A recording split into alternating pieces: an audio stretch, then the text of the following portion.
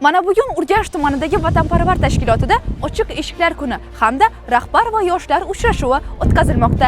Jarayonlarni birgalikda kuzatamiz.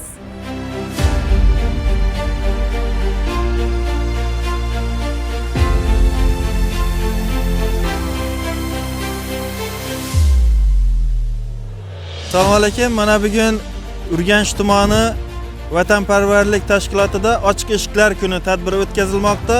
Bizning Urganch tumani maktabgacha va maktab ta'lim bo'limiga qarashli 44-sonli maktabning yuqori sinf o'quvchilari hamda 5-jasara sinf o'quvchilarini mana shu o'tkazilayotgan tadbirga ishtirokchi sifatida olib kelganmiz.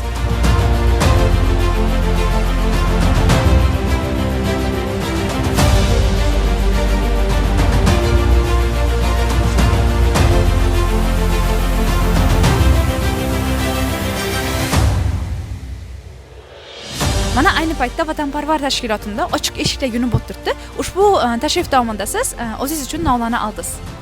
Men bu yerda mototsikllarni ko'rdim, mashinalarni, poya mashinalarni ko'rdim. Kelajakda agar men ham shu sohada o'qimoqchiman. Bu motokross sportida qatnashuvchi Yaponiyada ishlab chiqarilgan 125 kubli mototsikl hisoblanadi. Ular maxsus trassalarda haydaladi.